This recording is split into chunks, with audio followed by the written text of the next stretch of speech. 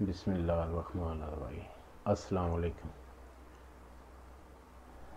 کل رات کو خبر دیکھی اسلام آباد کے تھانہ چونٹا کی دور میں 9 افراد کا قتل۔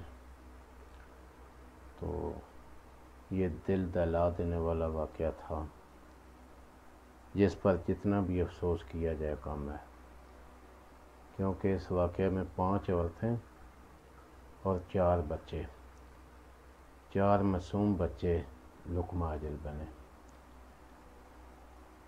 تو اسلام تو ایک فرد کی قتل پہ بھی پوری انسانیت کا قتل قرار دیتا ہے، لیکن ہمارے لوگ جو ہیں وہ جب ظلم کرنے پہ آتے ہیں تو اللہ معافی دے ایسے ایسے ظلم کر دیتے ہیں، اتنے لوگوں کا قتل اور وہ بھی معصوم کا۔ تو جنگ میں بھی عورتوں اور بچوں کو پناہ دینے کا حکم ہے اسلام میں۔ بہرحال یہ باتیں تو صرف کرنے کی ہیں۔ یہ پتہ تو ان لوگوں کو لگتا ہے جن کی فیملی کا ایک فرد بھی قتل ہو جاتا ہے۔ یہ تو وہی جانتے ہیں کہ کتنا دکھ ہوا ہے اور کتنا نقصان ہوا ہے۔ فیملیز ختم ہو جاتی ہیں۔ جو ہمارا سسٹم ہے، جن کا قتل ہو جاتا ہے، نہ وہ بیچارے وہ پولیس ان کو سپورٹ کرتی ہے، نہ وہ کیس کا پیچھا کر سکتے ہیں، نہ ان کو شہادتیں ملتی ہیں، تو نقصان تو ان کا ہو جاتا ہے۔ کرنے والے کو تو پتہ نہیں وہ کیا ظلم کر رہا ہے، شاید وہ کچھ ظلم کا نشہ ہوتا ہے۔ بہرحال اللہ معافی دے۔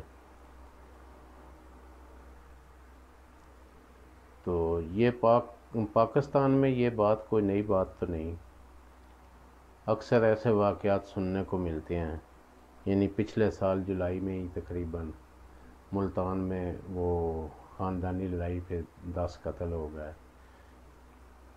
اسی سال مئی میں شیخو پورہ میں 9 افراد کا قتل ہو گیا۔ تو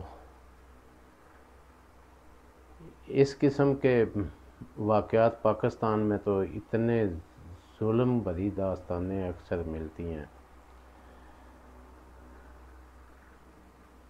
اس واقعے میں ایک پہلو یہ بھی ہے کہ وہ جو ملزم تھا نا، غالباً رب نواز اس کا نام بتایا گیا، وہ جیل میں تھا۔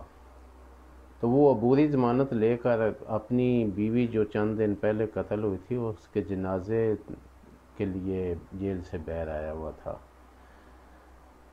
تو ایک پہلو تو یہ ہے کہ جس جج صاحب نے ان کو ضمانت دی، ظاہر ہے وہ بھی انسان ہے، وہ بھی تو کچھ سوچتے ہوں گے، ان کا ضمیر بھی ان کو کچھ تو کہتا ہوگا، وہ تو وہی جانتے ہیں۔ دوسری بات یہ ہے کہ جیل ایسے لوگوں کا کوئی نقصان نہیں کرتی۔ چھوٹا موٹا جرم کر کے بھی جو آدمی جیل میں جاتا ہے وہ جیل سے بدمعاش بن کے نکلتا ہے۔ اس کے ذہن میں پولیس کا، جیل کا، پولیس کا یا قانون کا کوئی ڈر دباؤ یا کوئی ٹینشن نہیں رہتی۔ اس کے علاوہ اگر دیکھا جائے تو جو ہمارے معاشرے میں لوگ قتل کرتے ہیں نا، وہ بہادری سمجھتے ہیں یہ قتل کرنا۔ ہمارا معاشرہ بھی ان کو اچھی خاصی عزت دیتا ہے، ان کا تعارف بن جاتا ہے کہ فلاں صاحب نے اتنے قتل کیے ہیں، فلاں نے اتنے قتل کیے ہیں۔ قتل کر کے باہر آ جانا تو معمولی بات ہے نا، یہ آپ سب اپنے آگے پیچھے اپنے علاقے میں ہر کہیں آپ کو کئی لوگ ایسے ملیں گے، کئی واقعات ایسے ہیں کہ قتل کیا 1 2 3 کوئی بات نہیں ہے، سال 6 مہینے بس لگتے ہیں، وہ باہر ہوتا ہے۔ جن کا ہو جاتا ہے تلافی اس کی کوئی نہیں ہے، جو کرتا ہے وہ تو بے شمار ہیں۔ کتنے لوگوں کو پھانسی ہوئی ہوگی، بہت کم ایسے لوگ ہیں، بہت کم ایسی مثالیں ہیں۔ پہلے تو کیس ہی نہیں بنتا۔ بہرحال یہ ایک الگ چیپٹر ہے، اس پہ کسی دن پھر بات ہوگی کہ کیس کیوں نہیں بنتا، اس کے پیچھے محرکات کیا ہیں۔ لیکن یہ بات بالکل سچ ہے کہ جو اشتہاری ہوتے ہیں، جو قتل میں مختلف کیسز میں انوالو ہوتے ہیں، ان لوگوں کی عزت زیادہ ہوتی ہے عام آدمی کی نسبت۔ بڑے بڑے وہ راضی نامے ان کے کہنے پہ ہو جاتے ہیں، ان کے کہنے پہ بہت کام ہو جاتے ہیں، کسی جگہ ان کا کام نہیں رکتا، علاقے کے تمام بڑے فیصلے وہ کرتے ہیں، تو ان کی عزت میں تو اضافہ ہو جاتا ہے، ان کو مقام عام لوگ ہی دیتے ہیں کہ فلاں نے اتنے قتل کیے ہیں، یہ اس کی پہچان ہے۔ اگر کوئی اس بات پہ شاید کوئی یقین نہ کرے تو وہ اپنے آگے پیچھے دیکھ لے، کتنے ایسے لوگ ہیں جن کی بات کو کوئی نہیں ٹالتا۔ البتہ پتہ چلا ہے، خبروں میں دیکھا ہے کہ وزیر اعلیٰ پنجاب نے اور اس کے علاوہ چند اور ذمہ داران نے اس واقعے کا نوٹس لیا ہے،